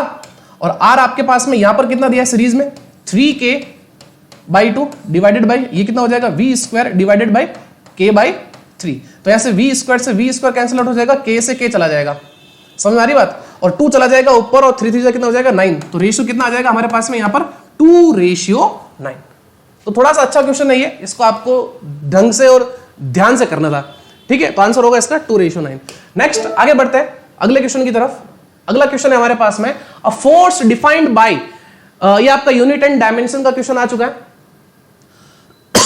फोर्स दे रखा है आपको और बोला गया है कि the factor which dimension less, बोला गया कौन सा फैक्टर जो है वो डायमेंशन लेस होगा। अल्फा और बीटा क्या बोल दिया आपको जो है वो कांस्टेंट है। तो ध्यान से देखिए अगर ये फोर्स दे रखा है, अगर आपको ये फोर्स दे रखा है F = α_t² plus beta t, तो ध्यान से देखिए यहां पर ये फोर्स है तो ये भी फोर्स होगा और ये भी फोर्स होगा। तो इसकी डायमेंशन को इसकी बराबर कर लीजिए। सो अल्फा यहां पर हम लिख सकते हैं कितना t² = ये आपके पास में हो जाएगा m1 L1 t - 2। तो यहां से आपके पास में अल्फा की डायमेंशन क्या निकल के आ गई, वो गई हमारे पास में m1 L1 t - 4। और इसी तरीके से यहां पर बीटा और ये t बराबर में इसको भी फोर्स के बराबर कर लो, ये हो जाएगा m1 L1 t - 2। तो यहां से आपके पास में बीटा की डायमेंशन क्या निकल के आ गई, वो हो गई आपके पास में m1 L1 t - 3। तब अपन क्या करते हैं अल्फा/बीटा की जो है वो डायमेंशन निकाल लेते हैं कितना होगा। सो अल्फा/बीटा ये हो जाएगा आपके पास में, देखो ये इससे कैंसिल आउट हो जाएगा। ठीक है, और ये हो जाएगा आपके पास में ऊपर चला जाएगा t की पावर माइनस का प्लस हो जाएगा, तो यहां से हो जाएगा t - 1। अब डायमेंशन लेस करना इसका मतलब ये हटना चाहिए। तो क्या करें यहां पर क्या करें, अगर अपन इसको t से मल्टीप्लाई कर लेते हैं, सो t - 1 और इंटू t, तो ये आपके पास में कैंसिल आउट हो जाएगा और ये क्या हो जाएगा आपके पास में डायमेंशन लेस, यानी कि अल्फा × t/बीटा।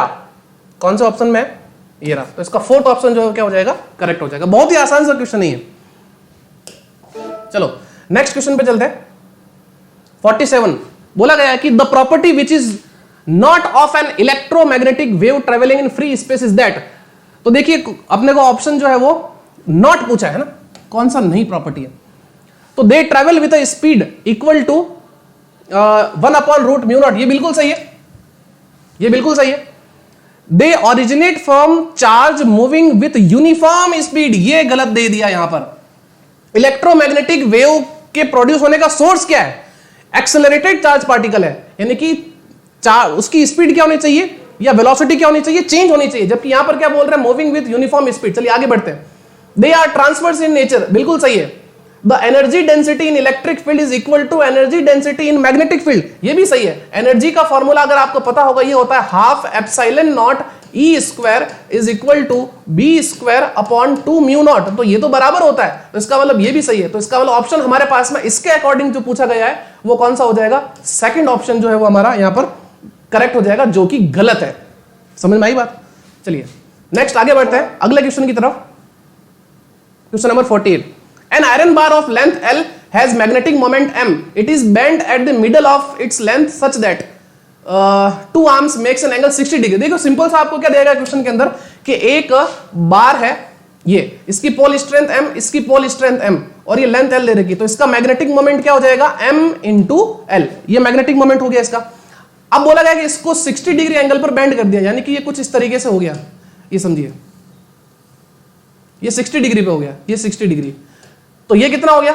ये L/2, क्योंकि बीच में से बोला गया ना, देखो यहां पे लिखा हुआ है मिडल ऑफ इट्स लेंथ, तो ये L/2 हो जाएगा, तो ये भी L/2 हो गया। अब ध्यान से देखिए, यहां पर L/2 के सामने एंगल और इस L/2 के सामने एंगल भी क्या होगा? बराबर होगा। तो एक तरीके से देखो ये दोनों एंगल भी बराबर होंगे, तो इसका मतलब ये एंगल कितना बन गया? 60 डिग्री। ये एंगल भी कितना बन गया? 60 डिग्री। तो इसका मतलब ये लेंथ भी कितनी हो जाएगी? L/2 हो जाएगी, और इसकी पोल स्ट्रेंथ कितनी है? M। तो यहां से आपके पास में M इज इक्वल टू कितना हो जाएगा? M इंटू L/2, यानी कि कितना हो जाएगा आपके पास में?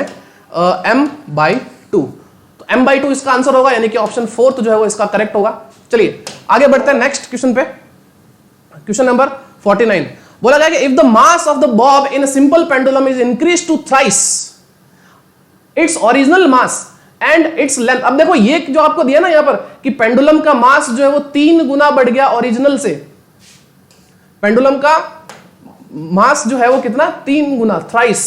तो इसका कोई मतलब नहीं है, क्योंकि टाइम पीरियड जो होता है वो क्या होता है? 2π√L/g। तो मास पे तो डिपेंड ही नहीं करता है ना।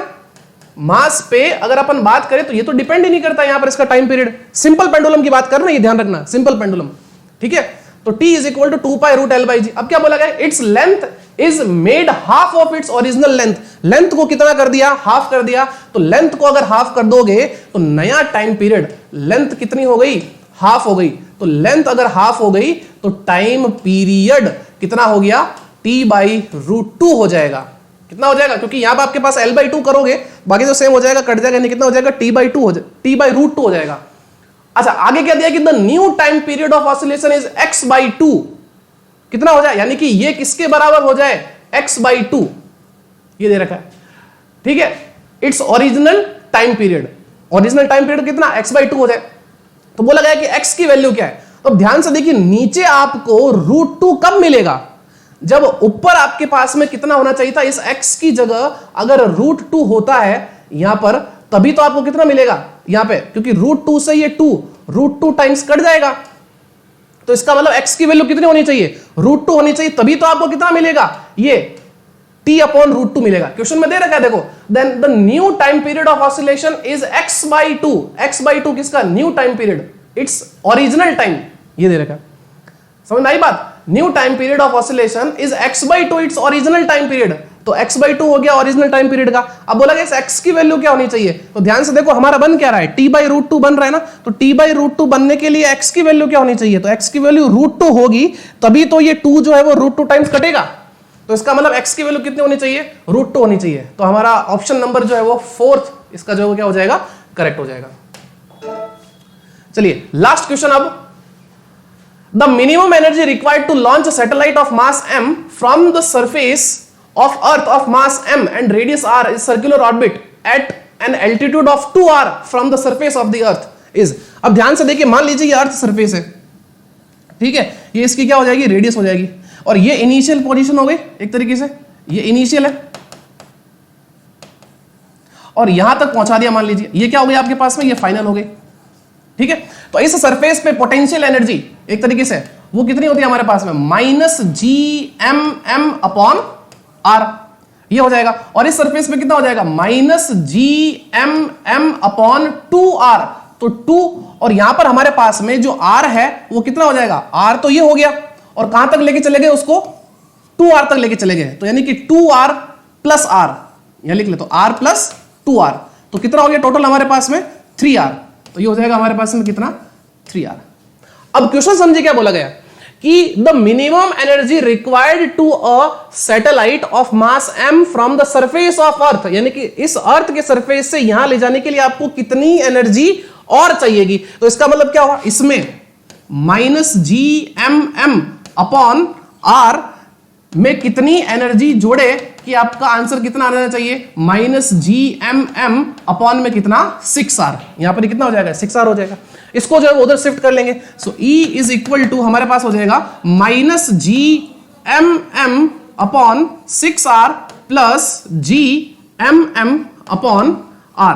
तो यहां से आपके पास में देखो GMM अपॉन R कॉमन आ जाएगा और यहां बच जाएगा आपके पास में 1 - 1 अपॉन 6, और 1 - 1 अपॉन 6 हमारे पास में कितना हो जाएगा, देख लीजिए 6 - 1 तो 5, तो 5 अपॉन 6 GMM अपॉन R, तो 5 अपॉन 6 GMM अपॉन R, ये हमारे पास में ऑप्शन नंबर 3 जो है वो इसका करेक्ट हो जाएगा। तो ये था हमारा जो है वो फिजिक्स के पेपर का एनालिसिस नीट का। तो आई होप आपके जो क्वेश्चन है वो ज्यादा से ज्यादा आपके राइट हुए होंगे और हम ये चाहते हैं कि आपका अच्छी रैंक के साथ आपका सिलेक्शन हो। ठीक है, तो आप जो है वो इसको एक बार चेक कर लीजिए, आप अपनी आंसर की को मिला लीजिए। ठीक है, तो मिलते हैं अगली नेक्स्ट वीडियो में, धन्यवाद।